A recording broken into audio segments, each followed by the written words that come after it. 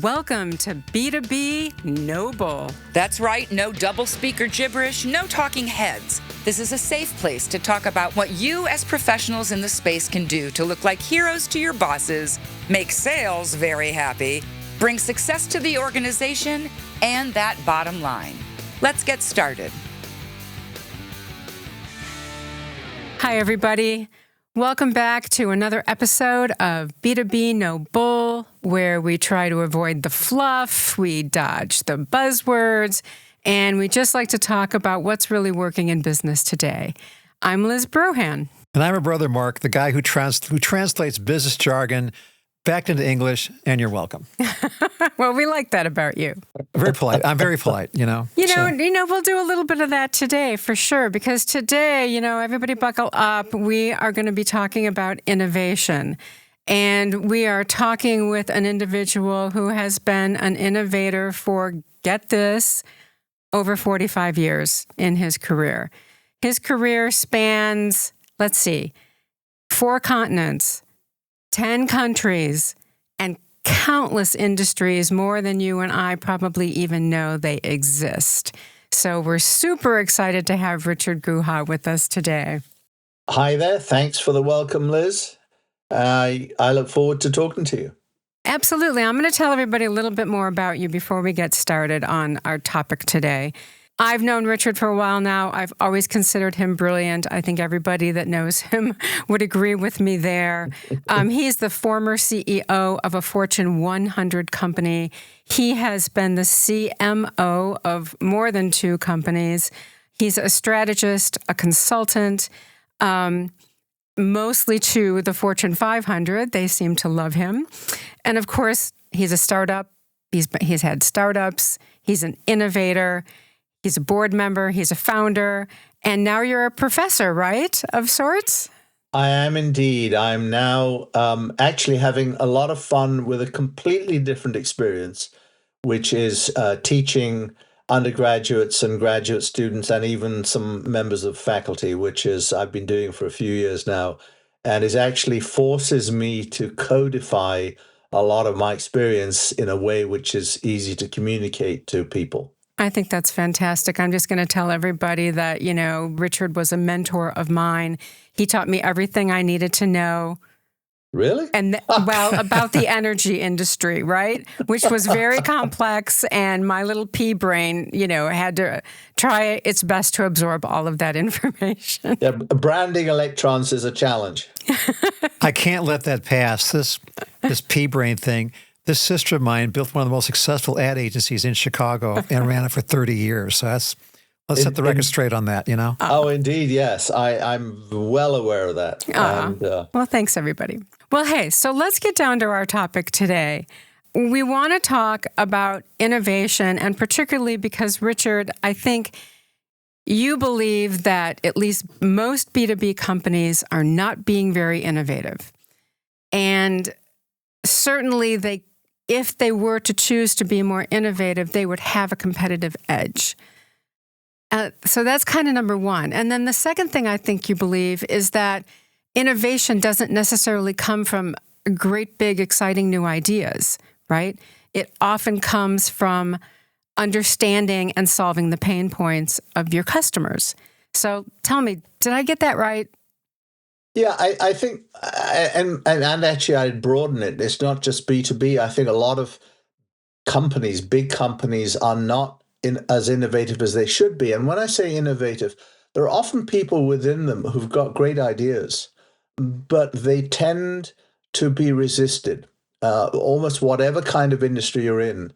And when you look at the life cycle of a Fortune 500 company, it's actually surprisingly short. Very few last more than 20, 30 years at the top of their game. They then tend to fail. Obviously, famous ones we hear about is companies like Kodak and Polaroid, which, by the way, are as much B2B as, or were as much B2B as they were consumer. They missed opportunities. Sony missed opportunities. A lot of companies have continually missed opportunities. The original AT&T missed opportunities. And so what happens then is that everyone goes, oh, well, all innovation only comes from little startups. And that's not necessarily true. While startups are obviously a great source of innovation, and it's fascinating there's a thing called an innovation cluster. And when you look at some of these big companies, such as Philips in the Netherlands, or look at Kodak, in the towns they were typically in mid-sized cities. What you find is a lot of innovation, a lot of startups take place, but using technology and ideas which come from, if you like, disaffected employees of those companies. So there were these people from Kodak, for example, or people from, obviously a lot of Chicago companies as well, who were frustrated because the corporation wouldn't listen to them. And so they set off their own kinds of businesses. There's a company called ASML, which was a spin-off from Philips. It's one of the most fascinating companies. We talk about all the microchips and so on being made mostly in Asia, some here, etc. The reality is virtually 100% of all microchips in the world, wherever they're made and whoever makes them, are made using ASML machines. They actually print the microchips. And ASML there were these guys at Philips, which is kind of a stodgy, big, primarily B2B actually, but also consumer products company. Great technology, but they've never been a ball of fire in terms of dynamic stuff. But they have brilliant ideas because they're brilliant people. And these people went and founded ASML in Eindhoven, down the road from Philips, and basically have a de facto monopoly, not through anything nefarious, but simply because their technology is just so awesome. And in fact, their North American headquarters are just down the road from me in Connecticut, in Wilton. But there's a classic example of an idea which Philips didn't run with, but became a multi-billion-dollar high-tech company because the guys who wanted to do it weren't allowed to do it within the big corporation. So they set up their own big corporation, or what's now a big corporation. We got a live wire today. I mean, we're on a live wire topic that's going to resonate across, or should be resonating across, all aspects of B2B marketing here. But I want to back up for just a sec. Your background is massive, to say the least. So you've done everything from engineering to marketing to global business. When you walk into a boardroom or a classroom, how do you introduce yourself? If I'm not careful, I speak for too long. Now, I mean, it's interesting. I think of myself very much as someone who has a STEM background. You know, as you point out, sort of from an academic point of view, I'm a scientist and engineer, but then I went into marketing, which over to the dark side, as I sometimes joke. But I think it's always coming from a point of being data-driven while at the same time creative. I mean, Albert Einstein was pretty creative, but he was a scientist. Scientists and engineers can be creative. I admire, there's some incredible stuff done by engineers, which is incredibly creative. We tend to think of engineers as being the guys who build bridges. Well, you look at some of the bridges around the place, and there are some amazing innovations in bridge building compared to what a bridge used to be like 100 years ago. They now build bridges which have longer arches and higher altitudes than any time in history.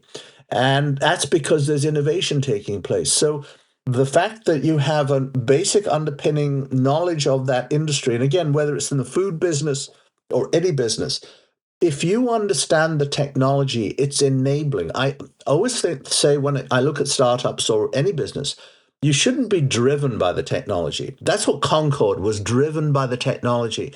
Great artistic achievement, commercial failure. What you should be driven by is the need, and then you use the technology to enable that need. And this is why the 747, which was roughly contemporaneous to the Concorde, they made thousands of them, whereas Concorde, they made, I think, 12. Because the need was not to get people pay thousands of dollars to get from A to B in 2 hours, but the need was for people to pay hundreds of dollars in large quantities and move people long distances in bulk. And so understanding that need becomes important, which is why, to me, the marketing background is so critical. Because if you don't understand what the need is, and will come to need, then you don't understand, then you cannot do anything, however much technology you have. You're going to be doing the wrong thing, basically. So, Richard, there's a lot to unpack here in everything you just said. I heard that corporations don't necessarily listen when their team are coming up with big ideas. I also heard that maybe there's other reasons why they're resistant. And then everything you were just saying about need or problem solving also seems to get ignored or isn't taken seriously. What do you think about that? Yeah, and let me give, again, it's back to the understanding, getting down. But one of the things I've always done is, however senior I was, I always mingled with customers. And by the way, I'm one of those irritating people who, when I'm standing in a supermarket line, I'm talking to the person in front of me saying, oh, that looks interesting. Why did you buy that? Tell me about it. And several times in my life, I've driven across the United States. I've driven across Europe, for that matter, too, doing the same kind of thing. I stop off the beaten track, go to a small town, go to a locally owned motel, go to the local diner in the morning, sit at a counter and have breakfast and talk to people. It's amazing what you get versus doing standard market research or living in a big city all the time, just doing that. I remember one example, a classic B2B example, when I was in the electricity business, the branding electrons business. I remember I was with one of our salespeople. We went to visit a steel company. And the steel company was sitting there saying, well, of course, we use arc furnaces, electric arc furnaces, which they use an electric arc to generate the heat and make the steel. And I was going, yeah, it sounds fascinating. And this is where listening comes in. He said, of course, it's so incredibly inefficient. We spend a lot of money converting electricity from AC to DC. And I said, well, tell me more. And he said, well, we use DC electricity for these electric arcs, not AC. And you supply us with AC. And so we have to use a converter. Now, the converters they use, rectifiers, they call them, are incredibly inefficient. You'll get maybe a 10% yield if you're converting AC to DC. So it makes electricity very expensive. But that's what you do, and there's a reason why AC is used for power transmission. It's much more efficient over long distances. With DC, you don't have the range. So we said, well, what if we put a generating facility close to your factory? Because you're a pretty big factory. And we can provide you with DC electricity as opposed to shipping AC electricity from 100 miles away and having without much losses, and then have you convert it and you have a 90% loss on it. And he goes, that's an idea. I'd never thought of that. Well, gee, our sales guy had never thought of that. Oh, we'd never thought of it. So we put a relatively small generator outside his factory door. And by the way, let's take another example, tin cans. If you're a Campbell Soup company or anyone who puts things in cans, you don't have your cans shipped in from 100 miles away. You get them, if you're big enough, you get them to build a tin can factory the other side of the road, and you have a little tunnel or so, or bridge or something coming over supplying you with tin cans. So it's there on the spot. You're not warehousing stuff. So this is an example of understanding what your customer needs, what your customer wants. So and by the way, in a lot of B2B things, that even involves understanding what their customer, who may be the consumer, needs. So because sometimes I've been in a situation talking to a very large beverage company, which shall be nameless, which provides stuff in red cans and bottles to a large extent. And sitting there saying, well, what is it your customer needs? They said, one of our big problems, and I was actually working for a can manufacturer at the time, and I was consulting to them. And one of the things they said, well, we want cans which are a little bit stronger, but also lighter. So how about designing a can which has greater structural rigidity with less material? Sounds fairly obvious, but no one had asked that question and no one had made the suggestion before until we went through that whole long discussion, kind of open-ended discussion. Now, I won't bring up the term AB InBev then, so makers of the red can stuff. But I want to circle back on something that you just are really hitting upon here, which is, if I'm hearing a common thread here, it's that identifying the real problem we need to solve is what's missing in a lot of context these days, or why there's a lot of inertia for doing that. So I want to go right there. Because we hear the word innovation and executives say throwing sticky notes at the wall, they're talking about AI like it's a magic wand, But you say the root cause is that companies don't actually know what the problem is? That's very problematic, I think. That's really interesting, I think, too. I think that summarizes it beautifully. They really don't. And by the way, it isn't the only. You may spark an idea from what you have inside. Then you have to validate it. You have to identify it. And talking to your customers is the only important way. Yes, you can do a structured quantitative survey, which the response rate's dropping and dropping and dropping these days because people do too much of that. Every time you buy anything from CVS, they send you yet another questionnaire each time, or anyone does that. Your Every doctor does time. that. Everyone does it. It's annoying. And it's ridiculous. It is annoying. You're right. And it doesn't serve any purpose whatsoever. It's just a ritual we go through to say we're customer focused. And then they irritate the customer just to prove they're customer focused. And I'm hoping I they like just that. use that data. I don't believe for a minute that they do. No, they don't. They don't. No one ever sees that data. It just goes in. The ritual we go through, isn't that something? Yeah. God. Yeah. Yeah, but sometimes there are ideas. I was working with another company, which shall be nameless, which had immense technology on mass manufacturing little things, precision manufacturing of little things, and they were in an industry. I mean, they were supplying things to an industry. And then you sit there and you look to see what other little things are there which need to be precision manufactured. And you actually look at it, some medical devices are that way. Now, they were not in the medical device business. So it was like, not high-tech electronic medical devices, no X-ray machines or MRI machines, but the little things that go into people's bodies, the screws, the joints and things like that. Can you do that? And so there was one where the idea was sparked from, gosh, you have the know-how to do it, then is there a need for that? And are the people who are supplying that right now as good as you are at manufacturing? No, they're not.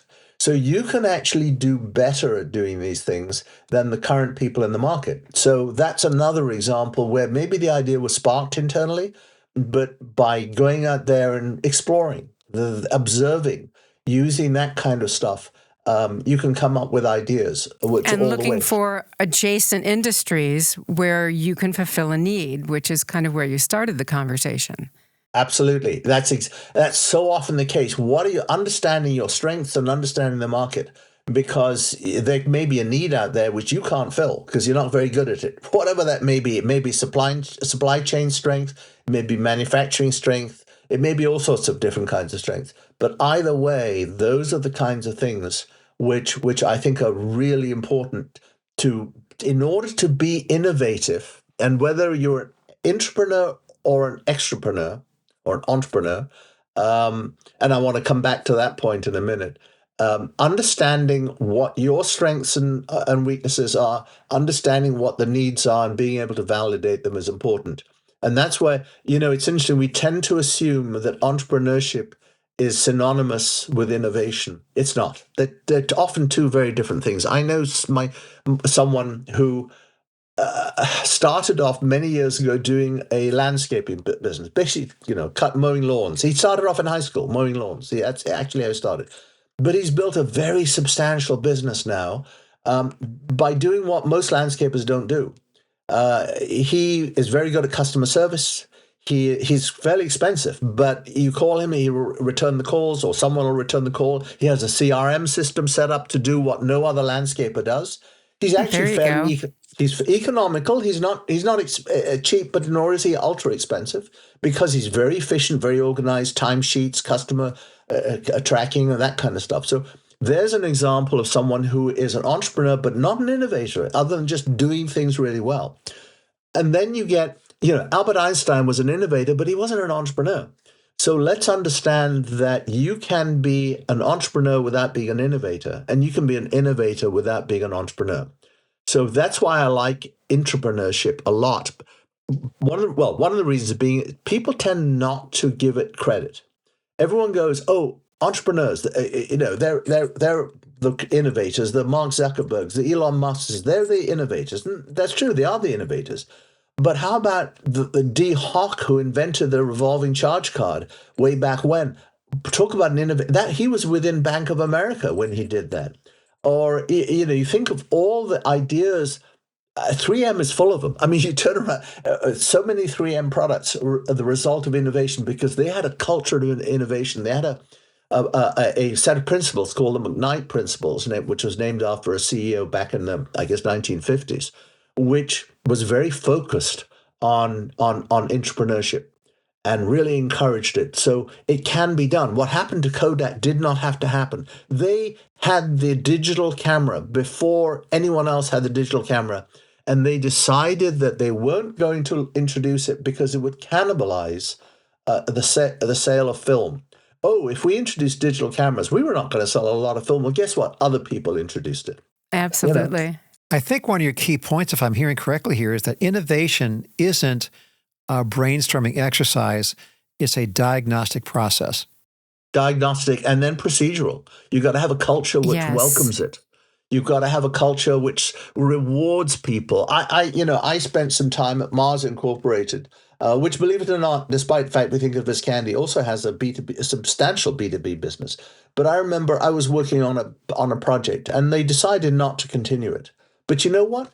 I got a bonus for being on a, quote, fails project because we had done a good job of identifying and actually in the long run saved the company money by saying, no, it doesn't justify the return. That was rewarded in that company.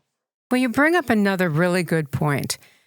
Whose responsibility is it in a company to be listening to clients and customers, to be watching the market, to be looking at adjacent industries where there might be opportunity? Or is it a team of people across several different departments? How does this work to make it work? Team. It is a team, but it has to be top down. If you have a CEO who hides in an office or only meets with his or her peers, it's not going to happen because people pick up on invisible signals. And so if you have a CEO who's distant from the marketplace, everyone picks that up. They know the CEO isn't interested. The CEO needs to get out there. Obviously not all the time. But a CEO, one of the things that the Japanese have always been very good at, for example, at Canon, I believe it's Canon, where the CEO will a couple of times a year go and work, or used to go and work in a camera shop. They'd have at Honda, and they would have the CEO would go out and do what they called a ride along, which is you just find a consumer and you spend a day riding around with the consumer. And that sends a signal because if the CEO at Procter & Gamble, the top management go and do store checks and they actually get out there. So that what happens is if you work for that CEO and you know that even though the CEO is probably only doing it occasionally, that they are informed about it and they can at least know enough to ask you the questions, you're going to do it too. And that never goes away. I have worked in e-commerce since the very beginning, and I mean the very beginning. And there's a little company called Wayfair. You may have heard of them. Yes, absolutely. I knew Wayfair and Niraj Shah when they were like 15 million and under in sales. And the reason they became Wayfair is because at the start of the company, there was 7 people, including Niraj, and they all spent 8 hours a day in the call center, and he did his CEO stuff at night. And even when they got to be several hundred million before they did the big IPO, years ago, he would actually go down and spend part of his day in the call center on calls, hearing first line what the customers had to say. It just reiterates everything you've been talking about. And I have a feeling that a lot of our listeners right now are like banging their heads against the wall because I know marketers particularly want to get out there. They want to do ride-alongs with the sales team. They want to get out there and talk to customers. They want to bring up some of these things to make sure they're understanding pain points and challenges. And often they're told no, or they're overloaded with, daily responsibilities that won't serve the company as well. I think that's a huge problem. Yep, driving the business sideways. There you go. There's an awful lot of that. I think it means to be on a coffee cup. Don't drive the business sideways. That's why also it isn't just the job of the marketing people, because one of the things that some of the Japanese are particularly good at is sending the techies out to talk to customers. Interesting. many years ago, one of my sort of claims to fame was I actually launched the first broadband service, named it broadband. And at the time, there were articles coming out saying Richard Guha's insane. It'll never catch on. No one knows what it means. And by the way, they still don't know what it means, but it doesn't matter. It's cool. It's magic. It's magic. We have broadband. But I remember when we were looking at that, our CTO, I said, I want you to sit in the back room and listen to some focus groups. And he said, why would I want to do that? I'm the expert, not them. Anyway, I kind of forced him to do that. And he sat there, and after a few hours of that, he walked out and he said, oh my God, he said, thank God you forced me to do that. He said, there's so much I didn't know. He said, I know more than they do, but they're the ones who are actually paying the money, so I better adjust to what they are thinking. It's like, yeah, absolutely. I want the techies, I want the finance people even, not very often, but I want everyone to have an understanding of the customer, the consumer, whatever it is, as well as what we have inside. I don't want, one of the things, and there's actual academic research which shows salespeople are the worst source of market research you have. Salespeople tend to have wishful thinking in some parts because they want to hear things. Customers tend to tell them things for a strategic advantage, so they won't ever tell a customer, "Oh, your price is too low." Right. Equally, salespeople sometimes report back something which so they will come back. Always, a salesperson who doesn't say, "Oh, your price is too high," isn't worth their salt. They'll always say that, even if it's not true, because that's what they want to believe, that if you cut the price, they'll sell more. So salespeople, they're great sources of information backwards and forwards, but because they fall within a formal channel, you need other people. It is surprising when a techie goes out to meet with someone, how often, and particularly the customers' technical people, the technical people say, boy, your price is so low, we find it difficult to believe you're that good. They'd never tell a salesperson that, never. So that's another advantage when you have team.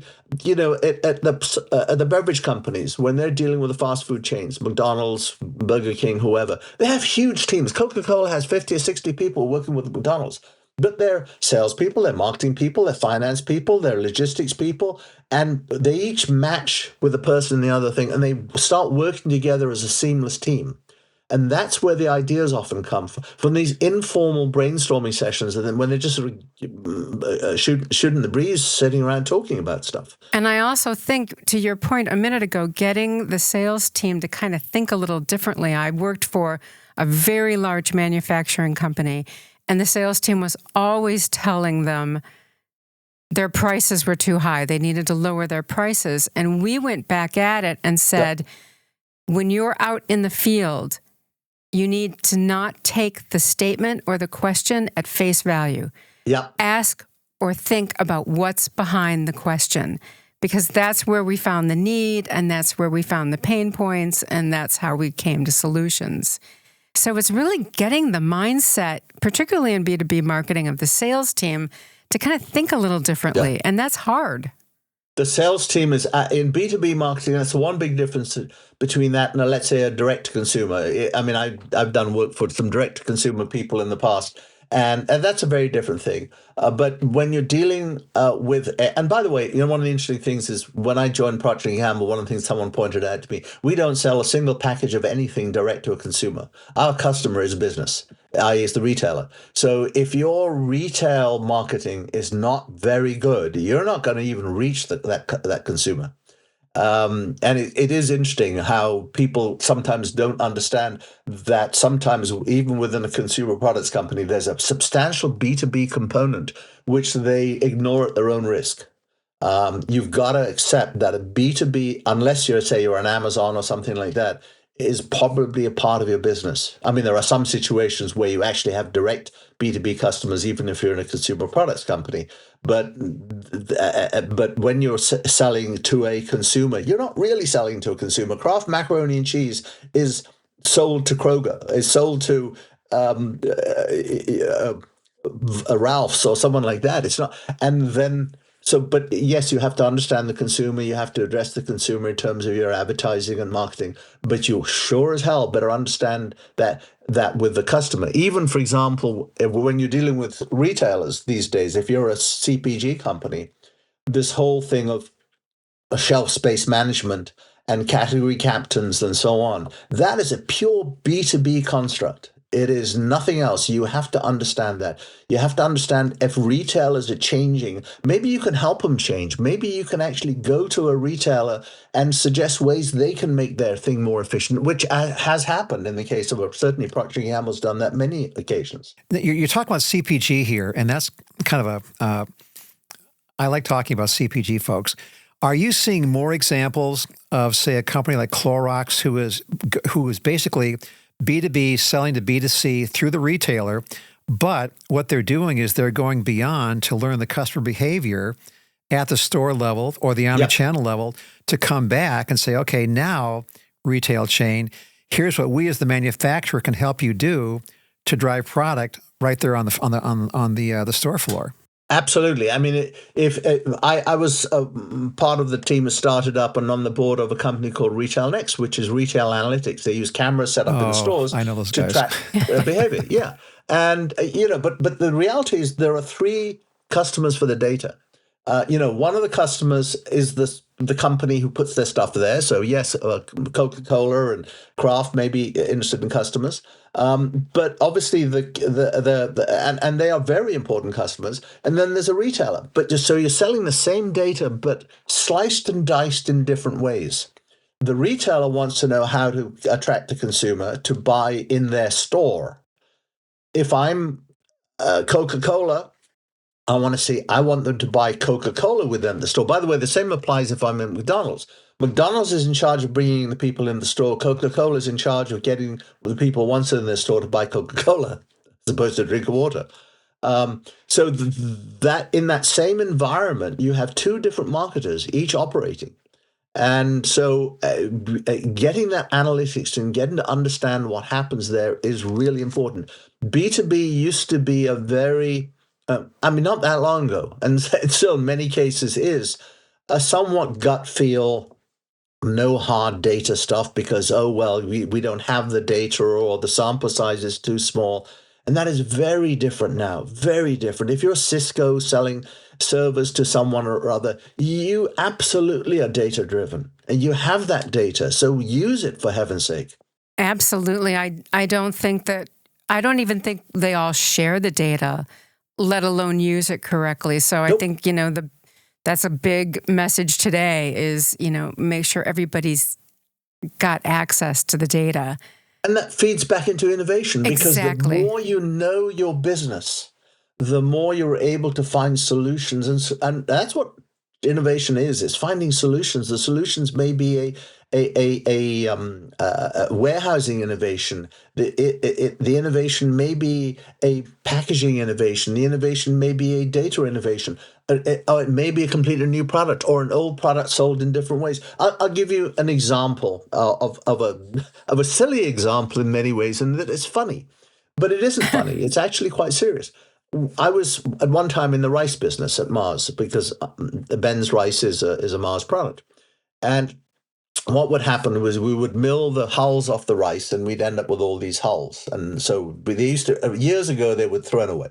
Then someone said, well, maybe we can burn those hulls and co-generate energy to help us run the process. Yeah, great. That's a good idea. And then someone said, we have all that ash. Can we use that ash in something? Oh, yeah. So we started figuring out ways in which we could use the ash. We thought about using it perhaps as kitty litter, supplying kitty litter people because it's absorbent. We thought of using it in foundries because when you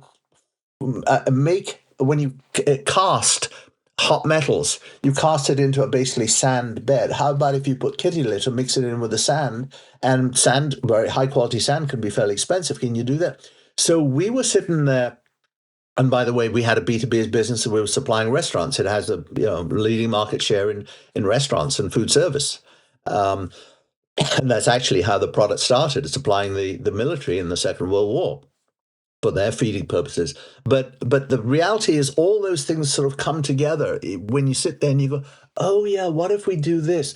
We have a byproduct. How can we use the byproduct? Oh, we can use it this way. Oh, we have a byproduct from that too. How can you keep on doing that? So keeping your mind open is really, really important. And so many people don't.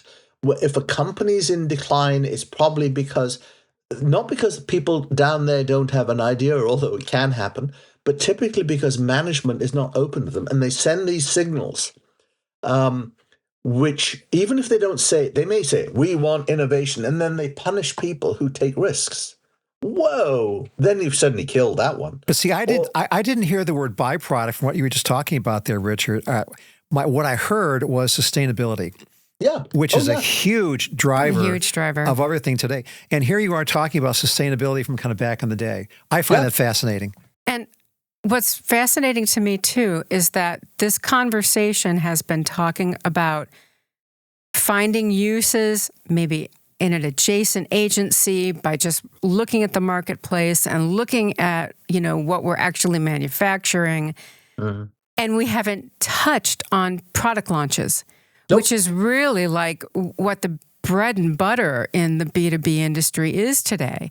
And your whole conversation had nothing to do with product launches and product changes. Well, product launches and product changes in a way are a subset of that. Correct, yeah. This is, everyone, you're right. People look at the product launches and they're the tip of the spear, but there's a whole rest of the spear. Yes, I like the rest of the spear. Yeah, and when I was in the software business, it was interesting. The company, which was founded in the early 1990s, was one of the most successful IPOs. Was the most successful IPO at the time, which was in was at 96, 97 it IPO'd, but it started off as a very simple product which tracked things, is the only way to put it. It was called workflow management, so it tracked workflow. Yep. And they started off with a very simple, relatively low-cost module. Walmart bought it and used it to track things, and it cost them probably $10,000. By the end of 3 or 4 years, there were we thought of so many more uses for it, that Walmart was paying millions of dollars a year because they could. We helped them think of other things to use it for, but they also said, "Oh, we can use it for that. Oh, we can use it for this." And it's still, the company has since been acquired, but it's still in, I think, probably about 2/3 of the Fortune 500 companies, and it's the Remedy software. And people forget there was once a company. But it started off as a single product company that became a multi-product company, multi-customers, supplying mostly Fortune 500 companies. So it's amazing what happens when you state one piece of innovation and then you just expand how you can use it. You add features and you constantly change. You constantly play with it. You can't sit still in this business. Even if you're selling, it is amazing just how many things. We look at commodities, and I mentioned that rice hull ash, as a commodity, but commodities can be turned into value added if you think of it enough. There's a grid I sometimes use to explain how you can categorize commodity products. And commodity products, on one axis, you have what percentage of the finished product's price this material represents, and the other is what percentage of the functionality applies to that.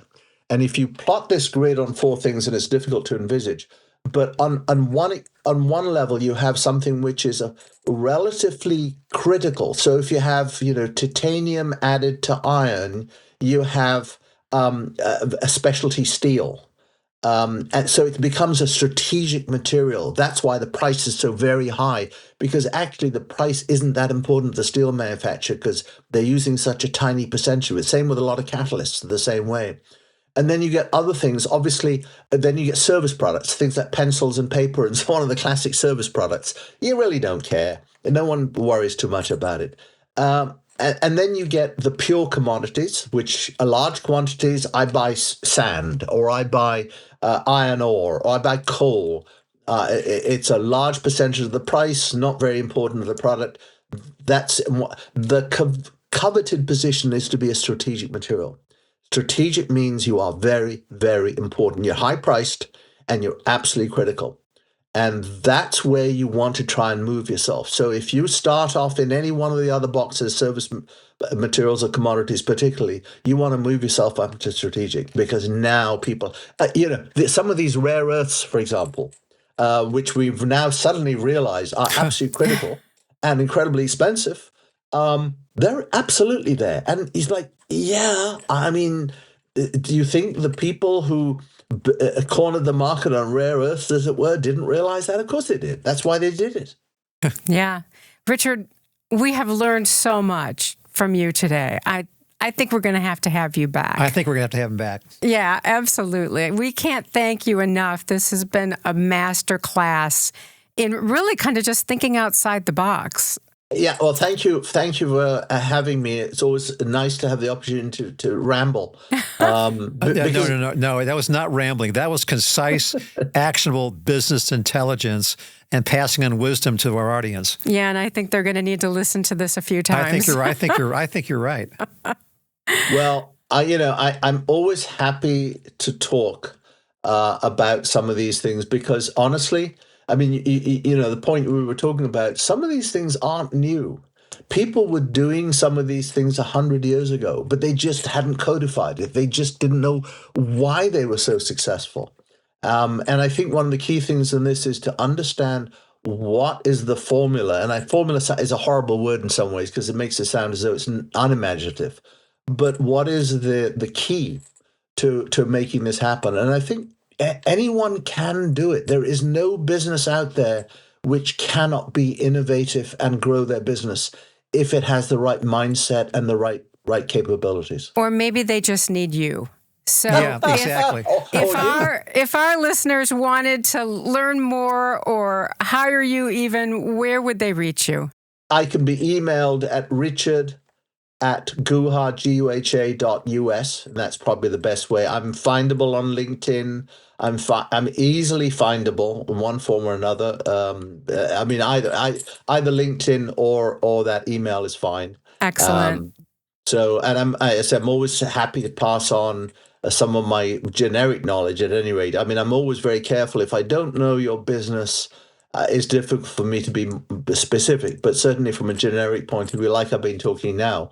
I think your podcast is a great idea, by the way. I was thinking about how few, and it's not just podcasts, how few resources there are on B2B marketing. I know a number of people who see themselves as B2B specialists and have written books about B2B and so on.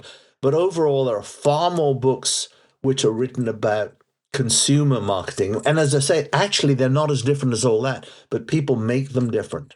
And I think that a resource like yours is wonderful Excellent. For anyone in B2B marketing. Well, we'll take that compliment. Thank you so much. And I think we're going to be seeing you again really soon. And we're going to put that on a coffee cup. So there you go. Another coffee cup.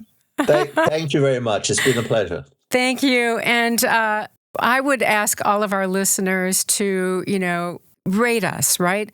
Go on, tell us how we're doing. We'd love to understand more, particularly after a session like this where we all learned so much. Tell us what you think. In the meantime, I'd also like to thank our sponsors. I'd like to thank Embas. They're a marketing consulting firm, and they specialize in change management, marketing communications, and content. And then I'd also like to thank the Motion Agency. The Motion Agency has most recently been ranked the #2 fastest growing agency in the U.S. They are just amazing, so please give them a look if you need some B2B help. Until next time, everybody, take care. And no bull. Don't take anybody's bull, as Mark just told us. And we'll talk again soon.